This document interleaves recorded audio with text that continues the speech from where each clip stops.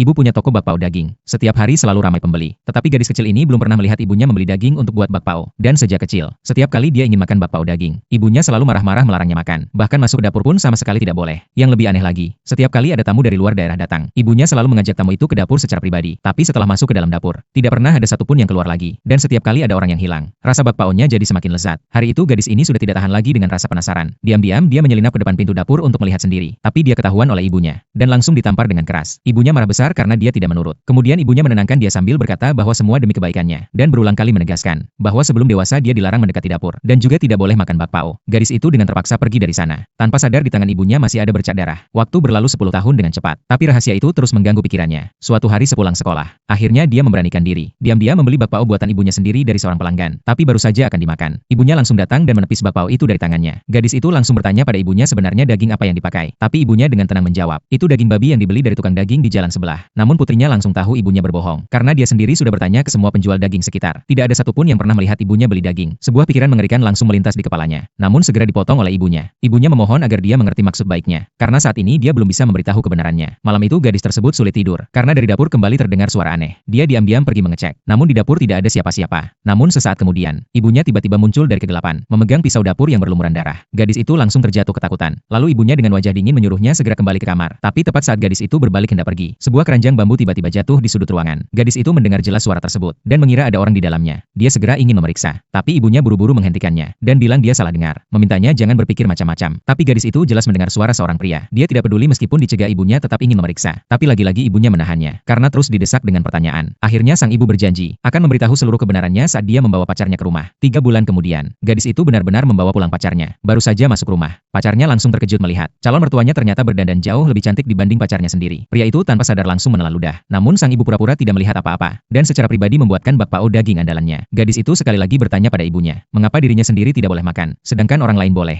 Ibunya menjawab penuh arti, bahwa hanya yang sudah makan bakpaonya, baru benar-benar dianggap bagian dari keluarga mereka. Gadis itu bertekad akan segera mencari tahu semuanya. Tetapi pada saat bersamaan, ibunya mengajaknya bersulang untuk merayakan. Gadis itu tanpa curiga langsung minum habis, dan langsung jatuh pingsan di dekat meja. Pacarnya buru-buru mau membawanya ke atas untuk istirahat, tetapi ibunya justru menahan tangan pacarnya, dan dengan tersenyum mengajaknya pergi ke dapur. Tak disangka, baru saja ibunya pergi, gadis itu perlahan-lahan membuka matanya. Saat sadar ibunya dan pacarnya sudah menghilang, dia buru-buru mencari mereka. Tepat saat itu dari arah dapur terdengar suara mencurigakan, langsung menarik perhatian gadis itu.